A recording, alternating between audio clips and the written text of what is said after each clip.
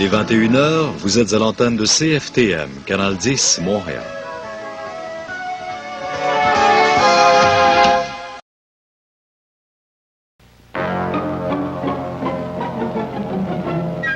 L'émission qui suit est télédiffusée en couleur.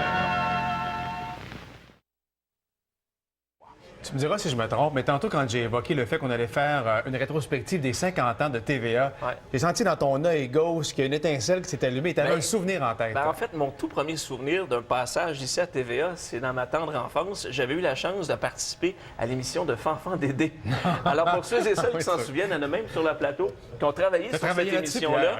Moi, ça a peut-être 78, 79. J'étais à la maternelle et j'étais venu ici, puis je me souviens exactement de tout ce qui se passait. C'était vraiment mon premier contact avec la télé, si vous voulez. C'était Fanfan Daniel. Oui, c'était Fanfan Daniel qui avait prêté son épaule à Fanfan Dédé pour aller à la pause. C'est bon, ça.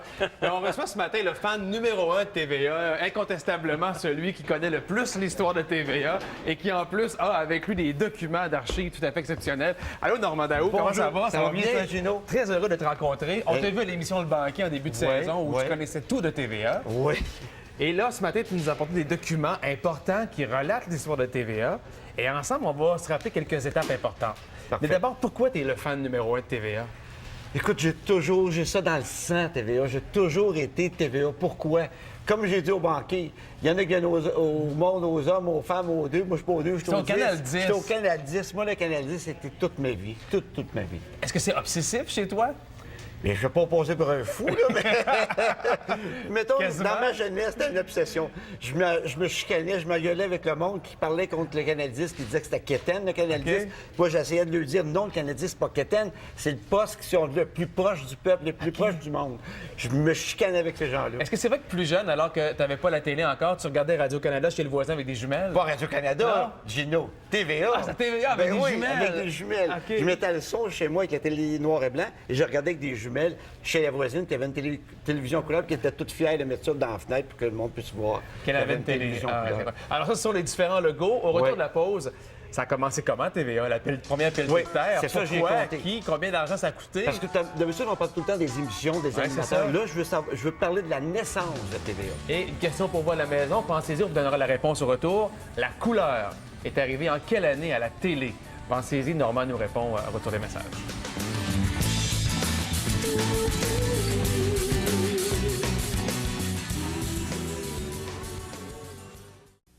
Tu sais, Mongrain, il ne fait pas juste effleurer du sujet, il va dans le sujet, en profondeur.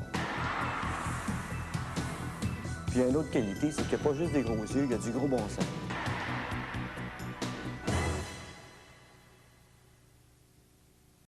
C'est ceux qui n'ont pas le temps de passer, de prendre la demi-heure, de passer juste une nouvelle. Il faut toucher à tout, puis il faut que tu en saches aussi. Lorsque les nouvelles sont finies, je sais ce qui s'est passé en entour du globe.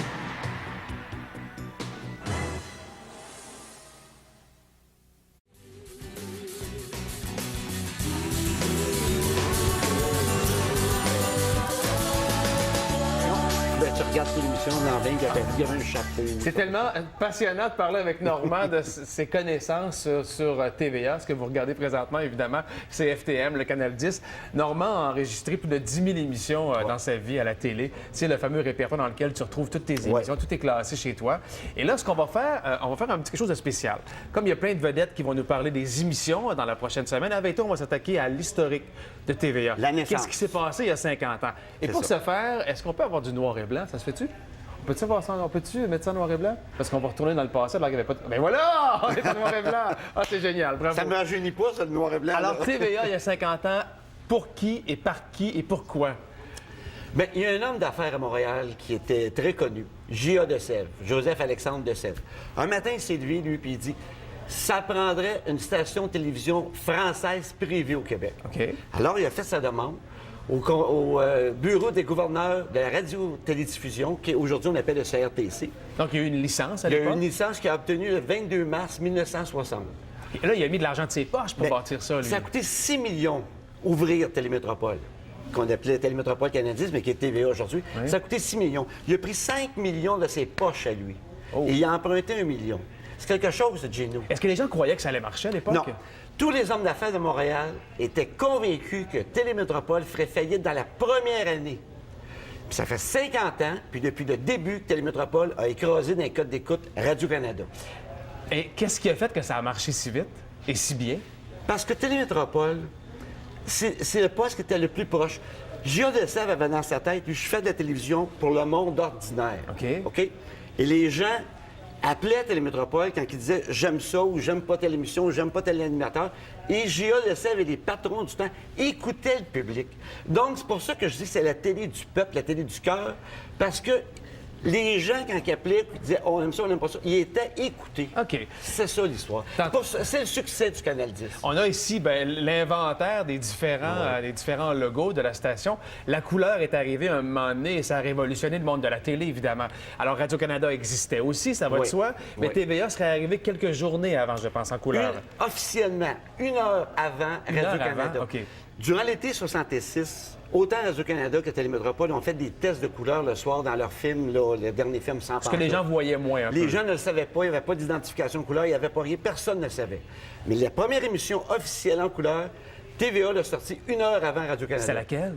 Bien, je l'ai chez moi. OK. C'est une émission que J.A. Desèvres, le grand patron du Canal 10, a fait dans sa maison privée à Lanoret, dans son salon. OK. Et en voice-over, la voix en arrière, c'est Serge Belair qui dit la première émission officielle en couleur télévisée du Canal 10. Et là, J.A. Desèvres explique c'est quoi la couleur. Il explique la couleur, il Imaginez. explique la technique couleur, les maquillages couleur, il explique tout ce qui est couleur.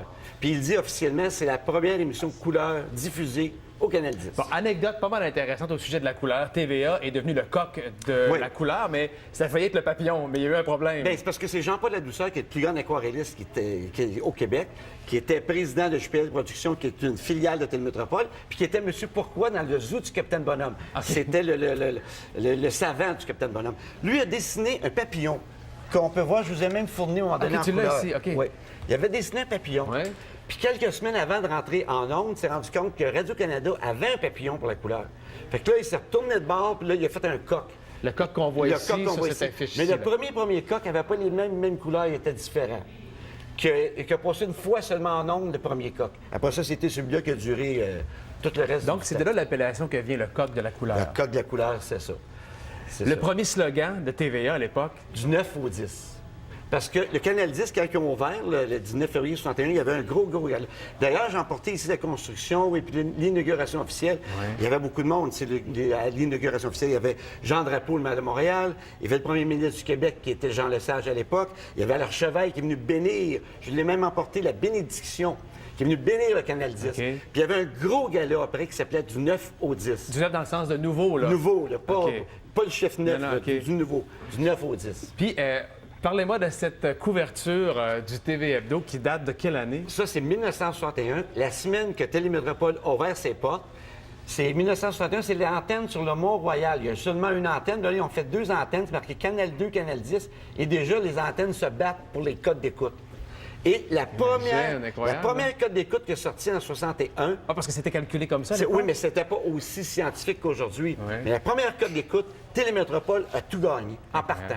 Ça n'a jamais lâché, ça a toujours déboulé comme ça. Votre émission préférée dans l'histoire des 50 ans de TVA, est-ce qu'il y en a une en particulier, à part Salut Bonjour, là, disons? Bien, Salut Bonjour, c'est sûr. Donc, si on met, dans le temps j'étais enfant, c'est le zoo du Capitaine Bonhomme. Oui, OK. Plus tard, on pourrait dire que c'est Cré-Basile. OK. Cré-Basile. OK, il y a eu d'autres choses, maintenant, mais ses préférés, oui, c'est parce que, tu sais, Cré-Basile, c'est ce que mis Télémétropole au monde aussi, Cré-Basile. En 65, Cré-Basile a commencé, et ça, c'était la révolution, ça, à Télémétropole. Tellement c'était populaire. Tellement c'est populaire. Alors, ça donnait une étiquette à TVA à ce moment-là. Mais Normand, on t'écouterait pendant des semaines. Mais ça me fait plaisir. Je suis très heureux d'être ici ce matin pour vous parler de la naissance du Canal 10. On est très heureux d'avoir reçu le fan numéro 1 de TVA. Merci beaucoup, Normand. Ça fait plaisir, Gino. Merci bien. À la prochaine. Bonne journée. 7h27, vous restez là au retour. Tournée des régions aux nouvelles.